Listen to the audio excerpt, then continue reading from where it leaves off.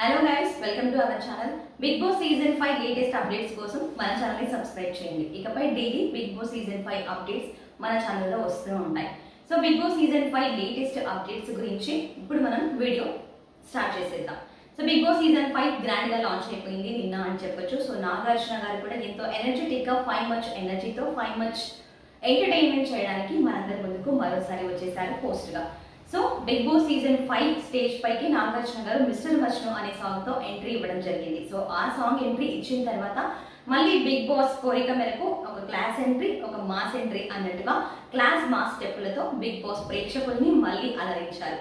ఆ తర్వాత Bigg Boss season 5 set ని చూపించడం జరిగింది. అదేనండి Bigg Boss season 5 home tour. So ఈ హోమ్ టూర్ లో మనం చాలా విషయాలు గమనించవచ్చు.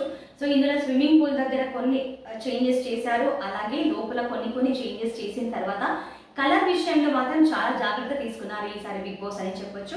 సో కలర్ విషయంలో ఎందుకు అంత జాగ్రత్త తీసుకున్నారు అంటే కలర్ వైబ్రెన్స్ ని బట్టి బిగ్ బాస్ హౌస్ లో ఉండే వాళ్ళ ఏవైతే ఫీలింగ్స్ ఉంటాయో అవి చాలా ఎక్స్ప్రెషన్స్ అనేవి ఎలివేట్ అవుతాయి అని చెప్పొచ్చు.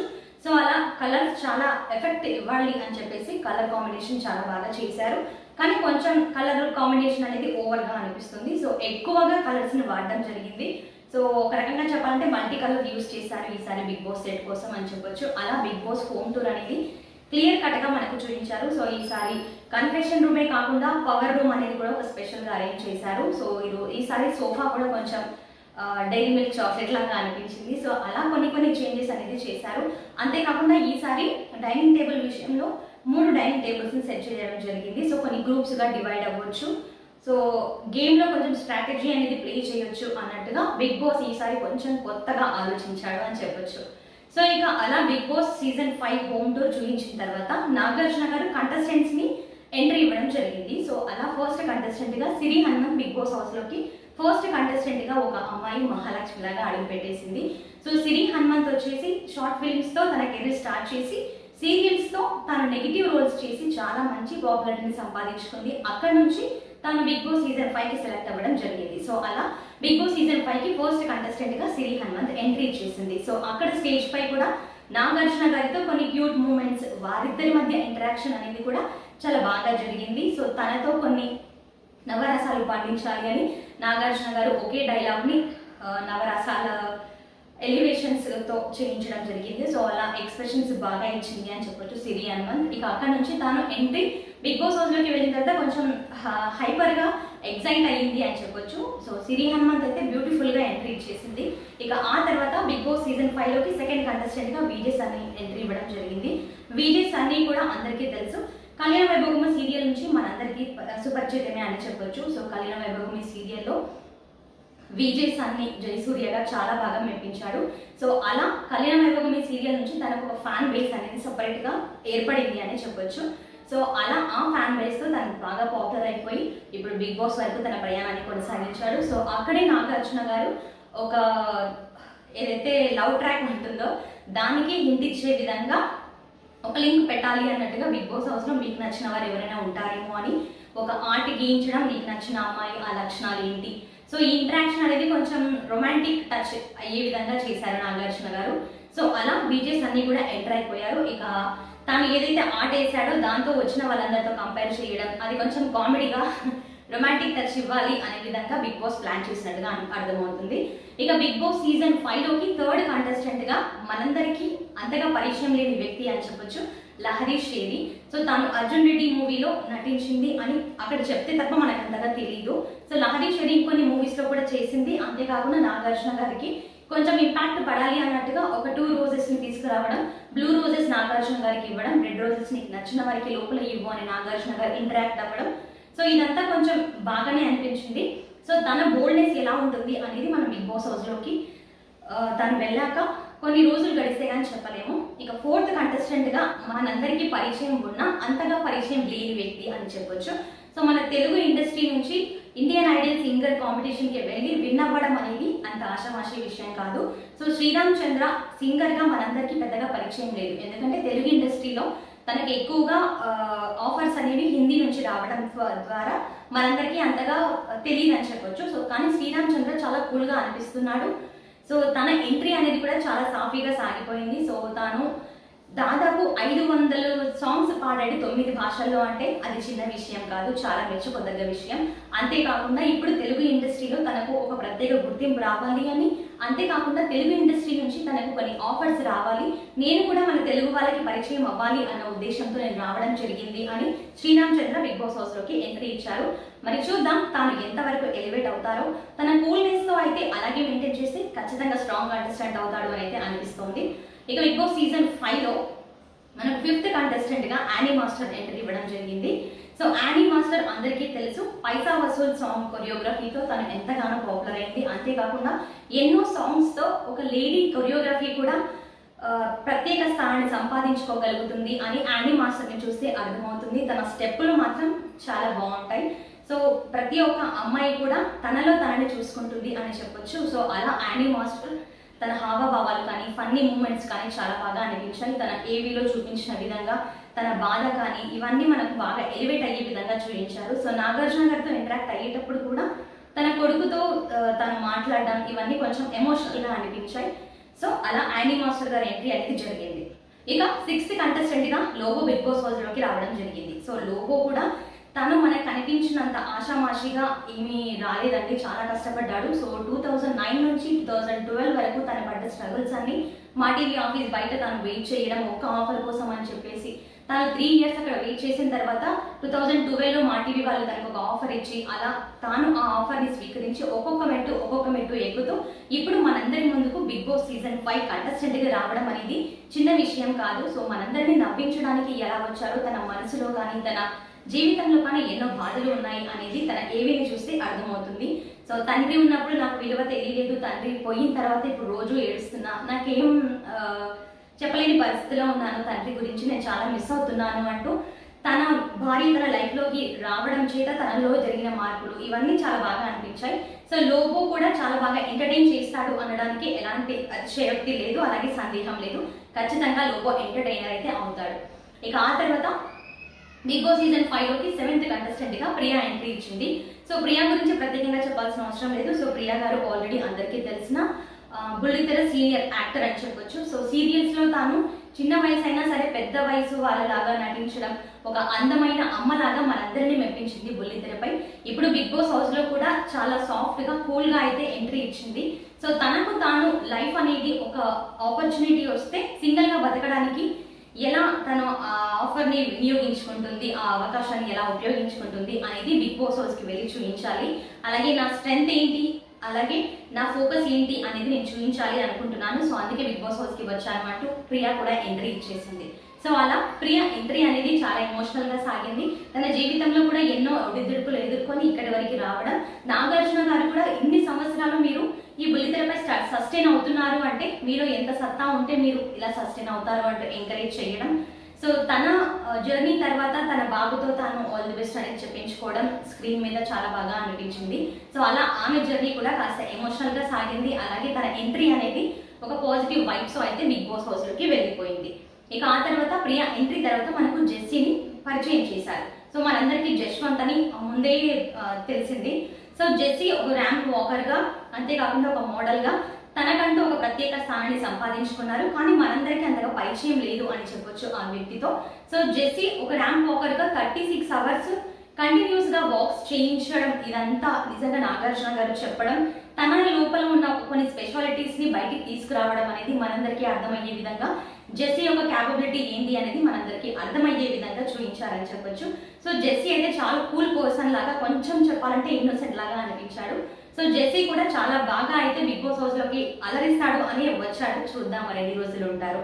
సో ఇక జెస్సీ తర్వాత మనకు ఇక బిగ్ బాస్ హౌస్లోకి 9th పర్సన్గా 9th కంటెస్టెంట్గా మనకు ప్రియాంక ఎంట్రీ ఇచ్చింది అని చెప్పొచ్చు. సో ప్రియాంక అంటే మనకు జబర్దస్త్లో సాయి తేజగా మనందరినీ నవ్వించిన ఒక కంటెస్టెంట్ అని చెప్పొచ్చు. సో జబర్దస్త్లో తన ప్రస్థానాన్ని కొనసాగించి ఇప్పుడు తను ఒక అమ్మాయిగా మారి ట్రాన్స్జెండర్గా తననేంటో నిరూపించుకోవడానికి బిగ్ బాస్ హౌస్కి వస్తున్నాను అంటూ చెప్పింది. అంతేకాకుండా తన జర్నీ లోపల ఉన్న ఎన్నో బాధలని మనకు చూపించారు. అలాగే నాగార్జున గారితో ఇంటరాక్ట్ అయ్యేటప్పుడు నేను మా నాన్నగారికి ఈ విషయం ఇంకా తెలియదు, తనకు కళ్ళు పోయిన విషయం అంతా చెప్పేసరికి కాస్త ఎమోషనల్గా అనిపించింది. సో అంతేకాకుండా నేను ఇంతమంది ముందు చెప్పాలి అనుకున్నాను, ఒక మంచి పొజిషన్ అలాగే ఒక మంచి స్టేజ్ దొరకాలి అనుకున్నాను. ఇంతకంటే మంచి సందర్భం అనేది నాకు దొరకదు అనుకుంటాను. అందుకే చెబుతున్నాను నాన్న, నేనేమి నువ్వు తలదించుకునే పని చెయ్యను అంటూ తన నాన్నకి ఎంతో ఎమోషనల్గా ఈ విషయాన్ని కోట్ల మంది ప్రజలతో చెప్పేసింది అని చెప్పొచ్చు.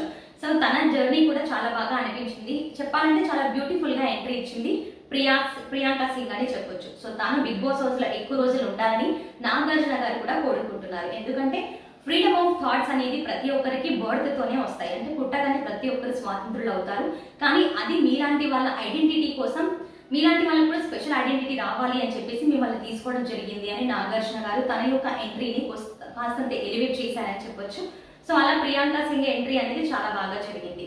అలా తను బిగ్ బాస్ హౌస్ లోకి ఎంట్రీ ఇచ్చేసింది. బిగ్ బాస్ సీజన్ 5 లో 10th కంటెస్టెంట్ గా షణ్ముఖ్ జశ్వంత్ ఎంట్రీ ఇవ్వడం జరిగింది. ఎప్పటి నుంచి బిగ్ బాస్ సీజన్ 5 వస్తుంది అని స్టార్ట్ అయ్యాయో వార్తలు, అప్పటి నుంచి షణ్ముఖ్ జశ్వంత్ పేరు అనేది ముందు నుంచి వినిపిస్తూనే ఉంది. సో అలా 100% కన్ఫర్మ్డ్ కంటెస్టెంట్ అన్నట్టుగానే ముందు వార్తలు వచ్చాయి. సో అలాగే జశ్వంత్ కూడా ఎంట్రీ ఇవ్వడం జరిగింది. సో షణ్ముఖ్ గురించి కూడా తాను డాన్స్ గురించి చెప్పాల్సిన అవసరం లేదు, తను ఆల్రెడీ పర్ఫెక్ట్ డాన్సర్ అని చెప్పొచ్చు. సో యూట్యూబ్ లో తాను వ్యూస్ అవన్నీ చూస్తేనే మనకు అర్థమవుతుంది. సో అంతేకాకుండా షణ్ముఖ్ జశ్వంత్ రావడం చాలా ఎనర్జెటిక్ గా వచ్చారు. సో షణ్ముఖ్ జశ్వంత్ వచ్చిన తర్వాత నాగార్జున గారు మాట్లాడిన మాటలు ఎంతో బాగా అనిపించాయి. అంతేకాకుండా తను దేనికోసమైతే బిగ్ బాస్ 5కి వచ్చారో దాన్ని ప్రశ్నించడం, తన లోపల ఉన్న కొన్ని ఫీలింగ్స్ ని బయటకు తీసుకురావడం, ఇవన్నీ బాగా అనిపించాయి. ఏదైతే లాస్ట్ ఇన్సిడెంట్ జరిగిందో దాని నుంచి నేను బయటికి రావాలి, అది నేను కాదు అని నిరూపించుకోవడానికి నేను బిగ్ బాస్ 5కి వచ్చాను, జనాలకి నేనేంటో తెలియాలి వచ్చాను అంటూ షణ్ముఖ్ చెప్పడం. ఆ తర్వాత ఓకే, షణ్ముఖ్ అంటే 6 ముఖాలు, సో బ్రహ్మకి కూడా 3 ముఖాలే ఉంటాయి, మరి నువ్వు ఎన్ని షేడ్స్ చూపిస్తావో నేను చూస్తాను అంటూ నాగార్జున గారు కాస్త చమత్కరించడం.